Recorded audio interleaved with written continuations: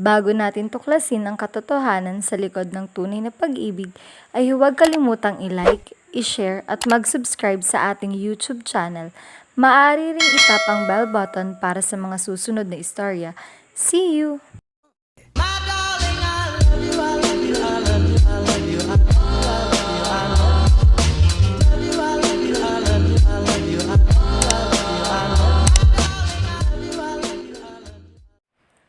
Parang di makuhang hawakan ni Don De Vera ang larawang iniabot sa kanya ni Dave. Biglang nagbalik sa kanya ang alaala ng lahat. Ang unang araw na naging sa kanila si Dave. Dahil sa di nga sila nagkaanak ng kanyang napangasawa, ay napilitan silang tanggapin ang batang dala ng isang babae sa kanilang bahay. Suot ang puting-puting damit ng sanggol. Biglang kakaibang damdamin ang nanaig sa mag-asawa ni Don De Vera upang kupkupin ang batang dala nito. Alam ko pong magiging maayos ang buhay ng anak ko sa inyo. Kaya marapatan niyo po sana na iwan ko siya sa inyo. Pangako, di ko kayo guguluhin. Alam kong ang batang ito ang magpapasaya sa inyong pamilya. Biglang ibinaba ang sanggol sa bisig ni Don De Vera. Mula noon ay di na nagpakitang muli ang babaeng iyon. Wala na silang naging balita o anumang impormasyon ukol dito. Saan mo nakuha ang larawang iyan? Dad, please answer me. Kilala niyo ba ang matandang babaeng ito? Halos di makapagsalita ang matanda. Ano bang gusto mong malaman tungkol sa kanya? Bahagi siya ng kasunduan ni Shai. Siya ang matandang babaeng nagpapahanap sa akin upang makipagkasundo at pakasalan ako. Sino ba siya at bakit kilala niya ako? Di na makapagsinungaling ang matanda sa kanyang anak dahil alam niyang punong-puno na siya ng kasinungalingan dito. Son, I know this is about time to deserve to know the truth. What truth, Dad? Anak, sana patawarin mo ko. Patawarin mo kami ng mami mo. Please, Dad, just tell me the truth. Pagmamakaawa ni Dave. Naupo si Dave sa malapad na couch sa loob ng opisina ng daddy niya. Now, Dad, just tell me everything. Ano pa bang di ko alam? Nagsimulang magsalita ang matanda sa harap ng kanyang anak. Anak, this all happened 21 years ago. Akala ko di na dadating yung pagkakataong ito. All we know ay tapos na ang istoryang iyon the day that we kept the truth sa'yo. That old lady gave you to us. Dinala ka niya sa bahay nung sanggol ka pa lamang. Wala pa kaming anak nun at halos 1 taon na kaming nakakasal pero di kami magkaanak. All we thought, you are our great blessing. Isa kang malaking blessing sa buhay namin ng mami mo at ng pamilya. Nakikinig at nakatitig lamang si Dave sa kanyang daddy. Simula ng araw na iyon ay nagbago ang buhay namin. Naging masaya at kumpleto ang pamilya namin mula ng araw na iyon. Hanggang sa isilang ang mga kapatid mo na di ka naman naituring na iba sa kanila. Lahat kayo ay pantay-pantay para sa amin.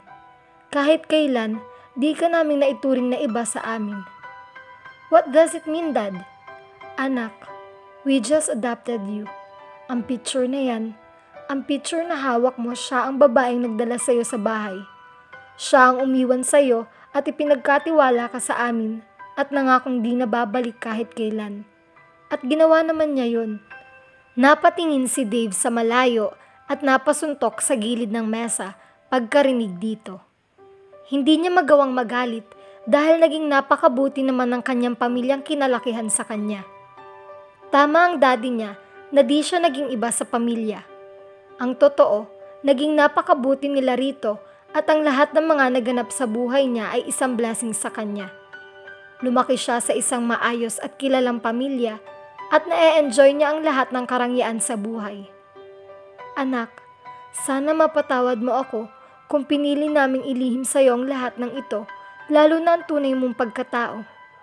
Maya-maya pa, ang biglang tumayo na si Dave ay binitawan ng hawak na larawan sa mesa ng ama at umalis nang walang naisalita na kahit ano sa kanyang ama.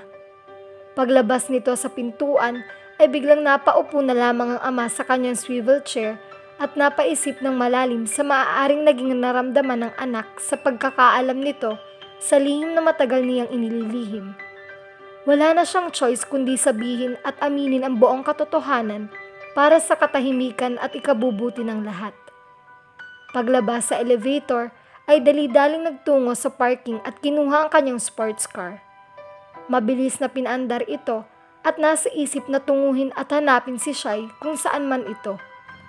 Sa lahat ng taong kanyang nakita at nakasama, alam niyang si Shai ang taong higit na makakaunawa sa kanya sa kabila ng pakikitungo niya sa dalaga nung una nilang pagkikita. Habang nagdadrive ay nagpaulit-ulit na bumabalik sa isip ni Dave ang totoo niyang pagkatao. Di niya malaman kung matutuwa ba siya o hindi sa kanyang natuklasan. Maayos sana dahil nalaman niya ang totoo at ang totoong ito ang magiging daan para mabigyan ng mas malalim na dahilan para ipagpatuloy ang nararamdaman niya kay Shai. Ngunit nalulungkot naman siya at parang huli na ang lahat dahil ang babaeng iyon na maaaring tunay niyang ina ay wala na. Balak niyang kausapin si Shai, baka sakaling may alam ito o nabanggit kung siya nga ba ay anak ng matanda. Makalipas ang ilang minuto ay nakarating siya sa kondo ni Shai. Umakyat siya sa room ni Shai at nag-doorbell. Nagtataka naman si Shai kung sino ang maagang bisita niya dahil wala naman siyang inaasahang bisita. Pagbukas ng pinto ay nagulat siya sa nakita. Naroon si Dave. Biglang niyakap siya at ramdam niya ang mabigat nitong dinadala. "What's wrong?" Di pa rin nagsasalita si Dave. "Tell me, ano bang nangyari?" "I already knew." "What? Truth? What are you talking about?" Inakay ni Shai si Dave at naupo sa sofa. Hinayaan niya magsalita si Dave. "Shai, ampun lang ako. Di ako totoong Devera." "What? How come?" Biglang naisip ni Shai ang kasunduan. Paano niya papakasalan ito kundi siya totoong Devera? Ang matandang babaeng nagpalaki at nag-alaga sa'yo ang maaaring tunay kong ina. Paano nangyari yon? Wala akong ibang alam sa buhay ni Grandma. Wala ba siyang naikwento sa'yo? Wala. Hindi naman siya ganun makwento sa akin. Ito na talaga yung totoo. But still, I wanna marry you. Ikaw ang tunay na Devera. Ikaw, Shai. Natahimik naman si Shai. Parang nalilito pa rin sa mga nangyayari. "Are you sure? You wanna marry me?" "Yes. Ngayong alam ko na di tayo magkapatid and I'm free to choose you. I'm free to love you." Tumayo siya bigla at muling niyakap si Shai. Ramdam ni Shai na parang biglang may nag-iba kay Dave. Naawa si Shai rito. Ginantihan rin niya ng mahigpit na yakap upang iparamdam dito na may masasandalan siya sa kanyang pinagdaraanan. Dahil sa mga nangyayari, ay parang nalilimutan na ni Shai ang tungkol sa last will na iniwan ng matandang babae sa kanya. Gusto na rin niyang makalimutan iyon dahil iba na ang magiging takbo ng buhay niya. Siyang biglang pagdating ng di inaasahang bisita sa kanyang kondo. Laking gulat ni Shai na dumating ang kanilang family attorney. "Good morning, Shai. Can I come in?" "Yes, attorney. Pasok po kayo." "I came here to remind you that you only have 1 week para ma-fulfill ang lahat ng nakasaad sa kasunduan." Biglang napaisip si Shai. Di niya malaman ang gagawin. Yes, only 1 week. Dinig ni Dave ang usapan sa pagitan nila at tahimik lamang ito. "You have to decide, my dear. Paano ang gagawin mo? Dahil after this week, maaaring ma-donate na sa isang charitable institution ang lahat ng pera at ari-ari ang maiiwan sa'yo kung di ka makakasal sa isang Devera." "That won't happen," sabat ni Dave. Napatulala si Shai, pati ang kanilang attorney sa di inaasahang sagot ni Dave. "Tomorrow, I will marry you." Alangang napangiti naman si Shai sa pagkakadinig sa sinabing ito ni Dave. Kung gayon, wala pala tayong magiging problema. Mapapasayo ang lahat ng kayamanan ng matandang babae na nasa Pilipinas, pati na ang lahat ng ari-arian nito sa London. Wika ng attorney. At may isang sulat sa puting papel na inabot ang dalaga. Tinanggap ito at binuklat ito ni Shai. "Shai, Please marry my son. Be good to him. Dahil alam kong mabuti siyang tao. Alagaan mong mabuti si Dave De Vera. Ito ang nakasulat sa papel. Iniabot din ni Shai ang papel na ito kay Dave. Nakita niyang halos pumatak ang luha ng lalaki sa pagkabasa ng nakasulat sa papel. May kakaibang sinag ang gumuhit sa mukha ng dalaga at binata ng mga sandaling iyon. Paano? Shai, congratulations. I knew at first you can make it with this deal. I also knew that Madam will be more than happier for you and Dave. So after your grand wedding, that will be the most wonderful day of your life. Bati ng attorney kay Shai. Umalis na ito at naiwang may galak at kakaibang saya sa puso ang naramdaman ni Shai habang kaharap si Dave. Di pa rin ito makapaniwala sa nangyayari. Parang panaginip pa rin ang lahat.